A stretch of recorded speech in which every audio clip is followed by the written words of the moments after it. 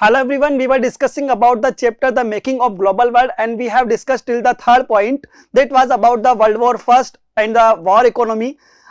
After that, today we will discuss about the fourth point, that is the Great Depression, and in this we will discuss about the impact of Great Depression on the world and what was happened after the World War First. Mostly when we talk about the depression, its impact was clearly seen in the sectors of production, employment, or in the sectors of agriculture that the prices fall one by one continuously, and we can say that the depression was held between 1928 to 1930. So let's talk about the fourth point, the Great Depression, and what was the impact of Great Depression in the world or in our country India. Let's talk. The Great Depression that was begin something about 1928 and lasted till the mid 1930s. The world experienced catastrophic declines in the production, in the employment, incomes and trade. Agriculture regions and communities were the worst affected. I already told you that the main impact of the Great Depression can be seen in the production, employment, incomes and trade, and the agriculture regions were also and communities were also worst affected. Let's see what happened and what were the reason behind the Great Depression. The depression was caused by a combination of several factors. So what were the factors? First we can say that continuously overproduction in the agriculture sector, that prices fall because of the over production. जब demand से अधिक consumption से अधिक production किया जाने लगा, because of that simple सा theory था कि मांग ज्यादा नहीं है, डिमांड नहीं है और प्रोडक्शन कंटिन्यूअसली होता जा रहा है, तो रीजन देखना था कि प्राइजेस क्या हो गई, गिरती चली गई. तो यहां लिखा हुआ है agriculture over production remained a problem was made worse by falling agriculture prices as prices slumped farmers tried to expand production to maintain their overall income. देखिए प्राइजेस जब गिरने लगा तो किसानों को लग रहा था कि कहीं ना कहीं वो ओवर प्रोडक्शन करके उस प्राइस को बैलेंस में ला सकते हैं, लेकिन इसका रिजल्ट उल्टा देखने को लगा. मतलब क्लियरली हम कह सकते हैं कि जब ओवर प्रोडक्शन होने लगा, डिमांड कम थी, तो प्राइजेस और ज्यादा गिरने लगी, and that were the reason behind the great depression. Farm products rotate for a lack of buyers. In the mid 1920s, many countries financed their investment through the loans from the US. कई countries ने world के अंदर US से loan लिया था. जब US ने loan वापस से विड्रॉ करना स्टार्ट किया तो इसकी वजह से कई कंट्रीज के बैंक क्या हुए, एकदम से कोलैप्स होने लगे, and that was the reason for the great depression. तो हमने यहां दो रीजन देखे, एक तो था आपका ओवर प्रोडक्शन और सेकेंडली हमने बात की द फाइनेंशियल कंडीशन को लेकर. Financial condition in the world, when we talk about the financial condition, the withdrawal of the US loan affected the much of the rest of the world. In Europe, it led to the failure of some major bank and the collapse of currencies. और यही दोनों reason जो है main reason रहे या factor रहे for the great depression. The US attempt to protect its economy and depression by doubling import duties also dealt another severe blow to the world trade. Let's talk what happened in all over the world after the Great Depression. Economic depression and the failure of US banking system. देखिए जब हम US banking system को लेके बात करते हैं, US ने कई कंट्रीज को लोन दिया था. जब लोन वापस वो कैचअप नहीं कर पाया या वापस लोन रिपे नहीं हुआ, तो इससे यूएस की कंडीशन भी खराब होती चली गई और यूएस के अंदर कंटिन्यूअसली कई बैंक कोलैप्स हुए या 4000 समथिंग अबाउट बैंक बंद हो गए और समथिंग अबाउट 1,10,000 कंपनीज जो है एकदम से क्लोज करनी पड़ी, बंद करनी पड़ी. तो आइए बात करते हैं economic depression and the failure of US banking system with the fall in prices and the prospect of a depression. US bank had also slashed domestic lending and called back loans. वापस loan लेना start किया, but the countries are not able to repay the loan. Countries के पास इतना पैसा नहीं था, दूसरे countries जिन्होंने लोन लिया था कि वो इसे रिपे कर सके, इसलिए उन्होंने जो कोलेट्रल थे उनको वापस लौटाना स्टार्ट कर दिया. Faced with the falling incomes, many households in the US could not repay what they had borrowed and were forced to give up their homes, their cars and other consumer durables. उन्होंने अपनी सामान को, वस्तुओं को लौटाना start कर दिया. Unemployment soared. People's trucked loans distance looking for any work they could find. लोग इतने परेशान हो चुके थे बेरोजगारी की वजह से कि उन्हें जिस भी तरह का काम मिलता था वो करने को तैयार रहते थे. The US banking system collapse, continuous जब लोन रिपे नहीं कर पाए तो कई बैंक जो है वो कोलैप्स होने लगे, धराशायी हो गए, नीचे गिरने लगे. By the 1933 over something about 4,000 banks had closed, and between 1932 about 1,10,000 companies had collapsed. तो यहां हमने बात की बैंक को लेकर, कंपनीज को लेकर. Because of the great depression, the main impact in the US, you can see easily 4,000 bank had been collapsed and something about 1,10,000 companies had been collapsed because of the great depression. That was about the year 1932. When we talk about the year 1935, what was happened in the US? By the 1935, a modest economic recovery was underway in the most industrial countries, but the Great Depression's wider effect on society, politics and international relations and on people's mind proved more enduring. Means यहां पूरे world के अंदर great depression का impact हमें देखने को मिला. चाहे वो बैंकिंग सिस्टम को लेके बात कर लें, चाहे वो एग्रीकल्चर सेक्टर को लेके बात कर लें, चाहे वो हम प्रोडक्शन को लेके बात कर लें, चाहे वो हम एम्प्लॉयमेंट को लेके बात कर लें या ट्रेड और कॉमर्स को लेके बात की जाए. इसका सॉल्यूशन निकालने की बात चलेगी. यूएस के बैंकिंग सिस्टम जब कोलैप्स होने लगे, पूरे वर्ल्ड के अंदर इकोनॉमिक डिप्रेशन जब देखने को मिला, तो हुआ क्या, आइए बात करते हैं. India and the great depression. देखिए पूरे वर्ल्ड को लेकर हम बात कर चुके हैं. इंडिया के अंदर क्या रिजल्ट देखने को मिलता है, इंडिया में क्या सीन बनता है in the time period between 1928 to 1930. When we talk about our country India, we can clearly say that it was the same in all over the world. जैसा वर्ल्ड में चल रहा था वैसा ही इंडिया में देखने को मिला. एग्रीकल्चर प्रोडक्शन को लेकर हम बात करें तो यहां भी we can see easily the fall into the price of agriculture production. Prices गिरने लगी थी and The unemployment also increased into the India. यहाँ भी unemployment बढ़ने लगा था. The depression immediately affected Indian trade. India's export and import nearly halved between 1928 to 1934. As international prices crashed, prices in India also plunged. यहाँ पर भी भारी गिरावट देखने को मिली. एकदम से प्राइजेस जो थी गुड्स की वो क्रैश होती चली गई. Peasant and farmers suffered more than urban dwellers. यहां ज्यादा इंपैक्ट कहां देखने को मिला, पीजेंट एंड फार्मर्स वाले एरियाज के अंदर, मींस कंट्री साइड से विलेज एरियाज के अंदर ज्यादा इंपैक्ट देखने को मिला. Peasant producing for the world market were the worst hit.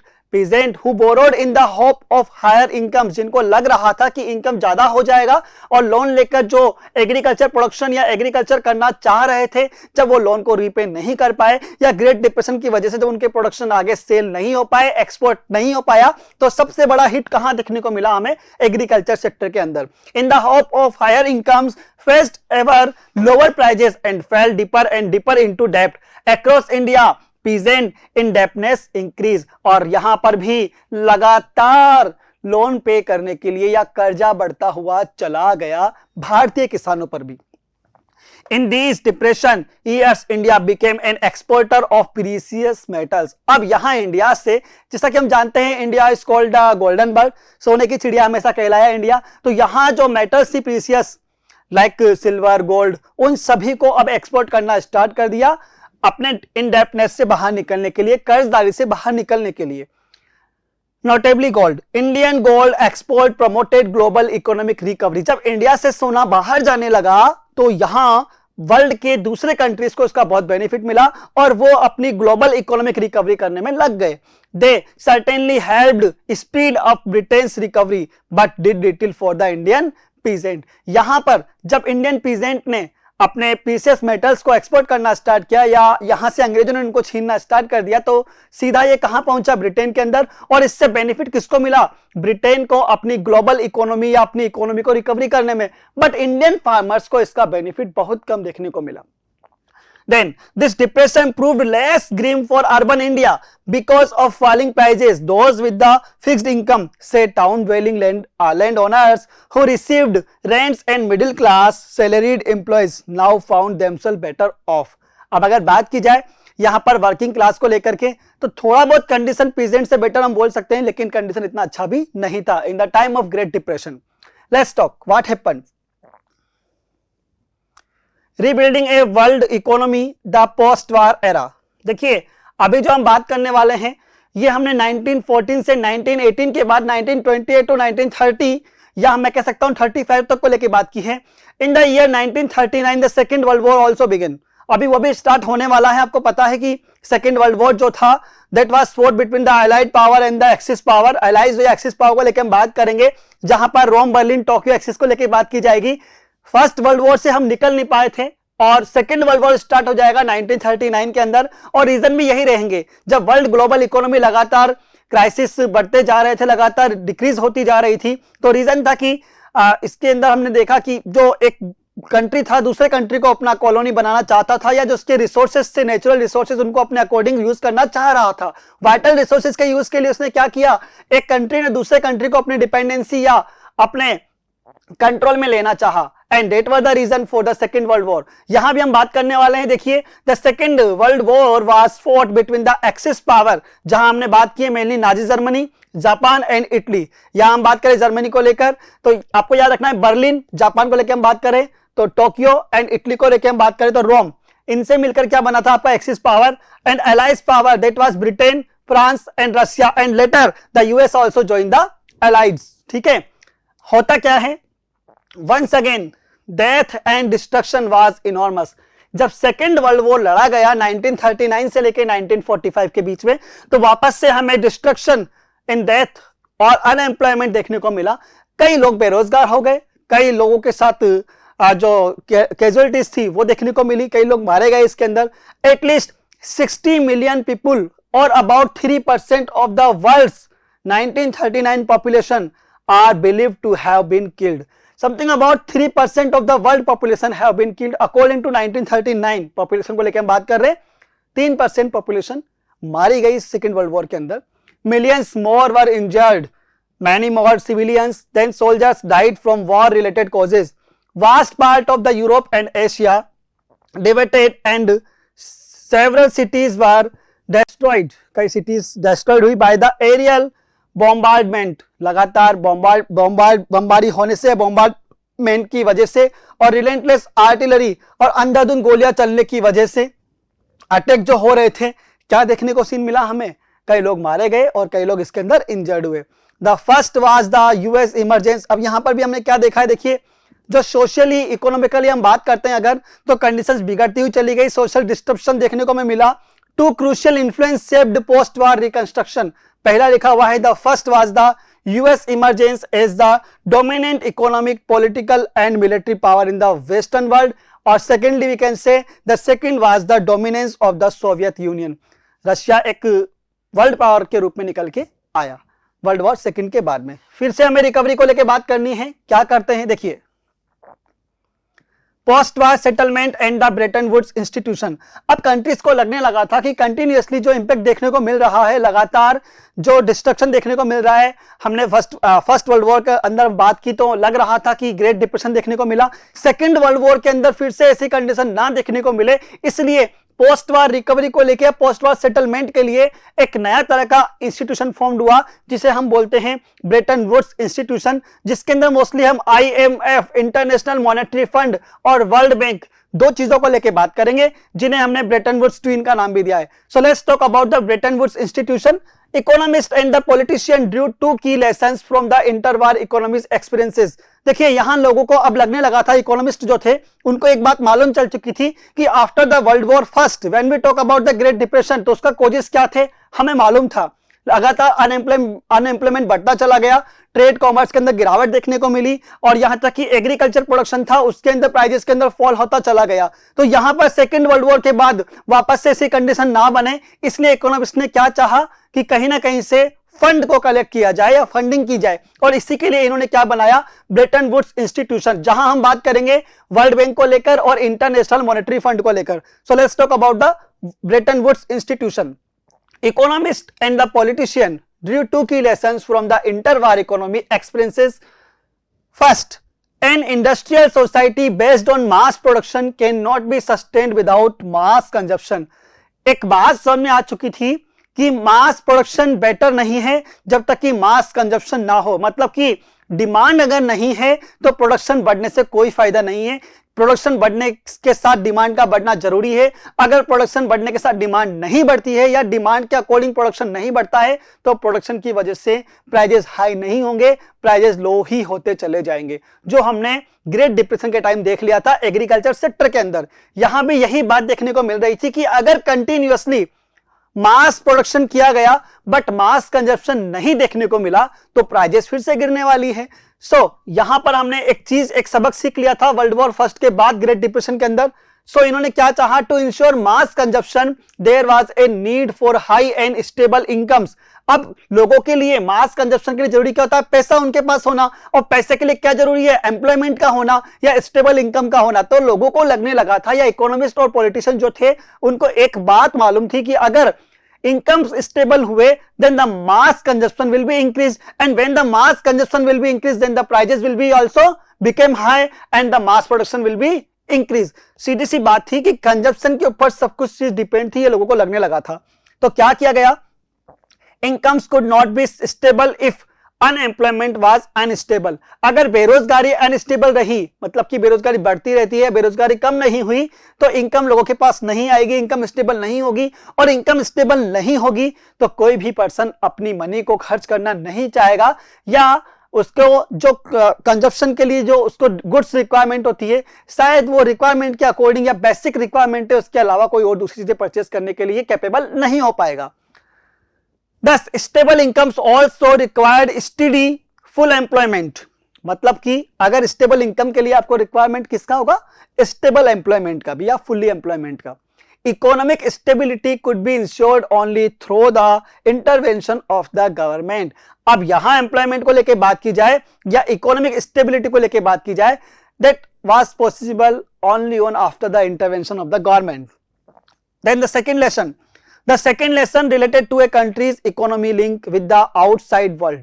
यहां पर ग्लोबलाइजेशन वाली प्रोसेस को लेकर बात की जाएगी, या सिनेरियो जो होगा इंपोर्ट एक्सपोर्ट को लेकर वो बढ़ने लगेगा। The goal of full employment could only be achieved if the government has power to control flow of goods, capital and labor। अगर ग्लोबलाइजेशन के अकॉर्डिंग, ग्लोबल वर्ल्ड सिनेरियो के अकॉर्डिंग गुड्स, यहां तक कि कैपिटल और लेबर तीनों को अगर इंपोर्ट एक्सपोर्ट किया जाए तो पॉसिबल होगा कि हम ग्रेट डिप्रेशन से फिर से बच सकते हैं, या सेकेंड वर्ल्ड वॉर के बाद डिप्रेशन ना आए। और ऐसा ही हुआ। Main M of the post war international economic system जो बनाया गया ब्रेटन वुड्स, उसका मेन उद्देश्य क्या था, was to preserve economic stability and full employment in the industrial world. इसका मेन उद्देश्य था क्या, इकोनॉमिक स्टेबिलिटी को अपनाना और फुल एम्प्लॉयमेंट को प्रोवाइड करना।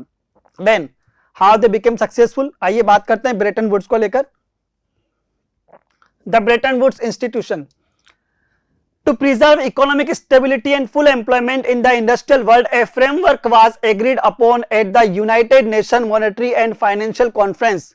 अब आपको याद रखना है, United Nation monetary and financial conference कब हुई थी, जुलाई 1944 के अंदर। जुलाई 1944 को लेकर हम बात करें तो कहां हुआ था ब्रेटन वुड्स समझौता, यहां आप लिख सकते हैं न्यू हैम्पशायर यूएसए के अंदर। न्यू हैम्पशायर के अंदर यूएसए में ये मीटिंग हुई। इस मीटिंग के बाद जो ब्रेटन वुड्स ट्वीन बनाया गया उसका मेन ऑब्जेक्टिव क्या था, उसके बारे में हम डिस्कस करने वाले हैं। स्टेबिलिटी ऑफ इकोनॉमिक कंडीशंस को लेकर हम बात कर चुके हैं और इंक्रीज इनटू द एम्प्लॉयमेंट को लेकर हम बात कर चुके हैं। आइए बात करते हैं। It establish the international Monetary fund, इसने एस्टैब्लिश किया किसको, IMF fund deal with the external surpluses and deficit of its member nation. और जो इसके मेंबर नेशन थे वहां पर जो घाटा है या सरप्लस है उसको बैलेंस में लाया जा सके, इस चीज के लिए क्या बनाया गया था, Bretton Woods. The international bank for reconstruction and development was set up to finance post war reconstruction. अब इंटरनेशनल सेटलमेंट क्यों किया गया, ताकि पोस्ट वार रिकवरी जो है उसको कंट्रोल में लाया जा सके, ग्रेट डिप्रेशन ना हो। The IMF and the World bank, मैंने बताया था आपको अभी, यहां पर आपको याद रखना है, the IMF and the World Bank are referred to as the Bretton Woods institution और sometime the Bretton Woods twin. International Monetary Fund and the World Bank refer to the Bretton Woods twin. Question आ सकता है NTC के regarding में, the Bretton Woods twin is referred as IMF and the World Bank. Then these started operation in 1947। देखिए 1944 में meeting हुआ था, लेकिन अगर बात की जाए ऑपरेशंस वर्क करना कब स्टार्ट किया, in the 1947। Decision making in these institution is controlled by the western industrial powers. The US has an effective right of veto over the key IMF and world bank decisions. अब यहां veto power जो था किसके पास था, USA के पास या America के पास में। The Bretton Woods system was based on fixed exchange rates. In this system, the national currencies, for example, the Indian rupee, were pegged to the dollar at a fixed exchange rate. यहां पर exchange rate को fix किया गया, जो बाद में problem create करेगा, जिसको बाद में हटा दिया जाएगा, रिमूव कर दिया जाएगा। आइए बात करते हैं आगे। The early post war years. देखिए वॉर के बाद अर्ली ईयर्स 1945 के बाद की हम बात कर रहे हैं, क्या चेंजेस देखने को मिला हमें। The Bretton Woods system inaugurated an era of unprecedented growth of trade and incomes for the western industrial nation in Japan. Japan को लेकर हम बात करें या इंडस्ट्रियल नेशन को लेकर हम बात करें, वेस्टर्न नेशन कंट्रीज को लेकर हम बात करें, तो यहां ग्रोथ को लेकर बात की जा रही थी। The world trade grew annually at over 8% between 1950 to 1970। यहां वेस्टर्न कंट्रीज को लेकर बात की जा रही है और जापान को लेकर बात की जा रही है, तो यहां इंक्रीमेंट देखने को मिला हमें समथिंग अबाउट एनुअली 8% का बिटवीन द 1950 टू 1970। लेकिन क्या सभी कंट्रीज के अंदर ये चेंजेस हमें देखने को मिल रहे थे, या ग्रोथ सभी कंट्री के अंदर सेम तरीके से हो रही थी? नहीं, ऐसा बिल्कुल भी नहीं था। कई कंट्रीज, एशियन कंट्रीज को लेकर हम बात करें, वो अभी भी as a developing country work कर रही थी। तो यहां पर मेन मोटिव क्या रहेगा डेवलप्ड कंट्रीज का, कि जो कंट्री डेवलप्ड हो चुके हैं after the world war second, वो कहां पर फोकस करें, डेवलपिंग कंट्रीज के ऊपर। तो आइए बात कर लेते हैं। Between 1950 and 1970 and incomes at nearly about 5%. The growth was also mostly stable without large fluctuations. These decades also saw the worldwide spread of technology and enterprise. Developing countries invested vast amount of capital, importing industrial plant and equipment featuring modern technology. Developing countries को लेकर हम बात कर रहे हैं, तो वहां पर भी क्या हुआ, अब टेक्नोलॉजी को लेकर बात की जाए, एम्प्लॉयमेंट को लेकर बात की जाए या इंपोर्ट एक्सपोर्ट को लेकर बात की जाए, वो लगातार बढ़ाया जा रहा था ताकि ग्रोथ रेट को और अधिक बढ़ाया जा सके। Okay, so now second we are talking about the decolonization and the independence. When we talk about the post-war era, so after 1945 or we can say after the second world war, यहाँ जो impact देखने को मिला Asian countries के अंदर, most of the countries now became independent from the colonial rule. जो governments यहाँ rule कर रही थी या वेस्टर्न कंट्रीज यहाँ अपने डोमिनेंस को जमाकर जो बैठी हुई थी इंपीरियलिज्म के अकॉर्डिंग, जिन्होंने इन कंट्रीज को अपना कॉलोनी बना रखा था, 1945 के बाद most of the countries became independent. But the conditions about the economy और वी कैन से यहाँ पर अनएम्प्लॉयमेंट या नेचुरल रिसोर्स को लेकर बात की जाए, तो वो बिल्कुल हैंडीकेप्ड हो चुके थे। मतलब कि यहाँ पॉवर्टी देखने को मिली हमें, यहाँ की इकोनॉमिक कंडीशन बहुत गिरी हुई थी या अच्छी नहीं थी। When the Second World War ended, most colonies in Asia and Africa emerged as free, independent nations, were overburdened by the poverty and lack of resources, and their economies and societies were handicapped by the long period of colonial rule. इसलिए Bretton Woods के according इन countries के अंदर technology को develop करना और more attention का requirement था, और ऐसा ही हुआ। From the late 1950s, the Bretton Woods institution began to shift their attention more toward the developing countries. और यहां अगर जो हमने बात की थी IMF को लेकर, वर्ल्ड बैंक को लेकर, यहां लोन प्रोवाइड किया जाएगा और यहां टेक्नोलॉजीज को प्रोवाइड किया जाएगा ताकि और बेटर वे के अंदर इनका डेवलपमेंट हो सके इन इंडिपेंडेंट कंट्रीज का, जो हम एशिया और अफ्रीका को लेकर बात कर रहे हैं।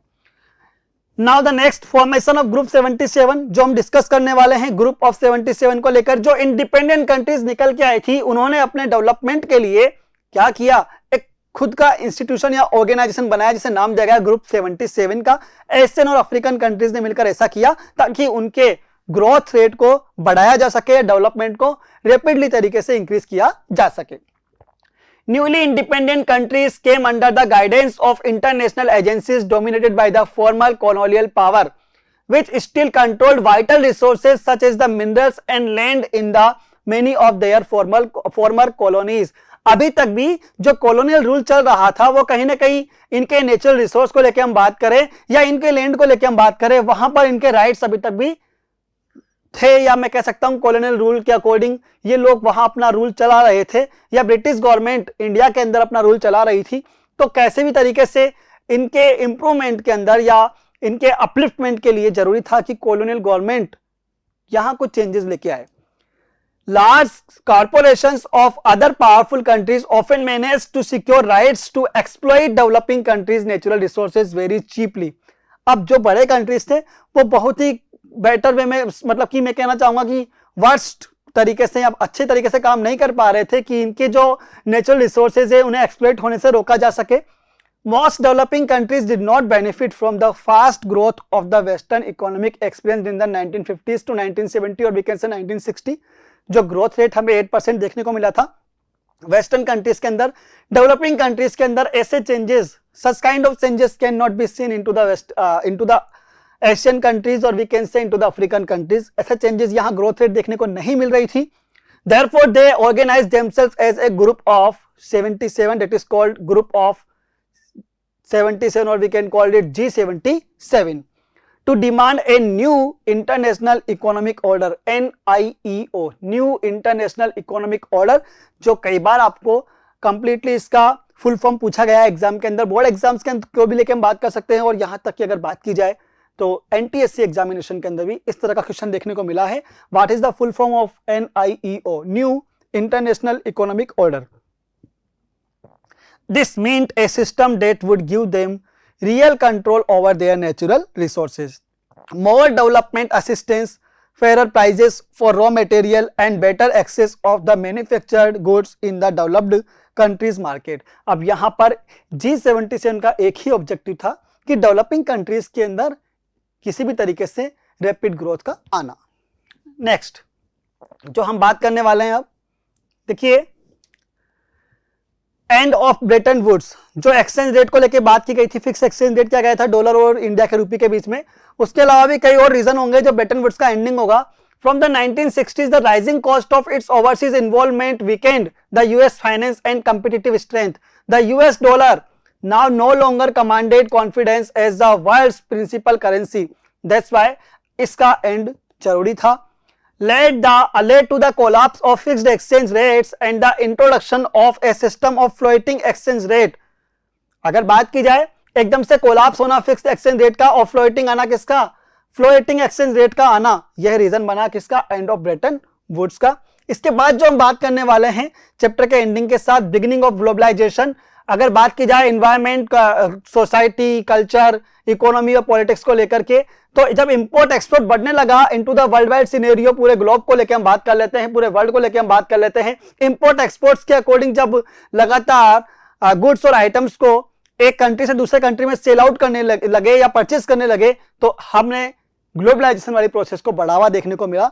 और इसका इंपैक्ट हम कह सकते हैं कि डेवलपिंग कंट्रीज जो थे उनके ऊपर अब डेवलप्ड कंट्रीज एमएनसीज के थ्रू, मल्टीनेशनल कंपनीज के थ्रू अब डेवलपमेंट के अंदर ग्रोथ करने के लिए या उनके अपलिफ्टमेंट के लिए लगातार प्रयास करते जा रहे थे। Developing countries were forced to borrow from western commercial bank and private lending institutions. This led to the periodic debt crisis in the developing world and lower incomes and the increased poverty, especially in Africa and the Latin America. यहाँ इस तरह की scenario हमें देखने को मिला, या यहाँ पर जो था लोन अब प्राइवेट कंपनीज से या मैं कह सकता हूँ डिफरेंट कंट्रीज से अब लोन प्रोवाइड होने लगा था, तो ये लोग या ये कंट्री जो थे अपने अपलिफ्टमेंट के लिए वापस से डेप्ट लेना स्टार्ट कर दिया इनने। The industrial world was also hit by unemployment that began rising from the mid 1970s and remained high until the early 1990s. Unemployment फिर से बढ़ने लगा था 1970s से लेकर 1990s के बीच में।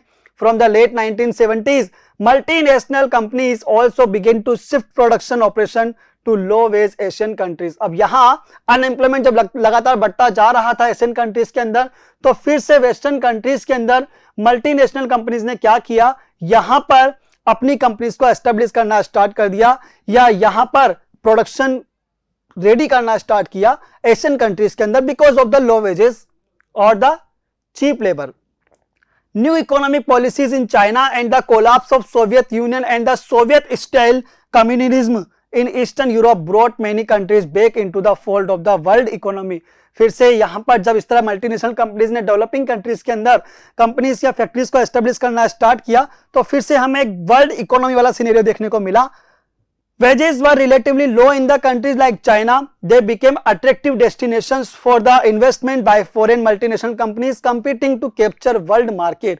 इसलिए गुड्स का इंपोर्ट एक्सपोर्ट करने के लिए वेस्टर्न कंट्रीज से कई मल्टीनेशनल कंपनीज ने चाइना या एशियन कंट्रीज के अंदर अपनी कंपनीज को लोकेट करना स्टार्ट किया, फैक्ट्रीज को एस्टेब्लिश करना स्टार्ट किया. The reason behind it, the unemployment in the Asian countries can be see relatively low wages labour. यहाँ इजी वे के अंदर लो वेजेस लेबर अवेलेबल थे. That's why the multinational companies set up their companies into the Asian countries. Investment by the foreign multinational companies competing to capture world market. The relocation of industry to low wages countries stimulated world trade and capital flows. And that was your chapter, and that was about the globalization, and that was the last point of this chapter, the making of global world. और फिर से हमने जो global scenario देखा multinational companies को लेकर, developed companies ने जब फिर से डेवलपिंग कंट्रीज के अंदर सेटअप करना स्टार्ट किया, that we can see the making of global world. This was your chapter. Now bye. Thank you. Take care.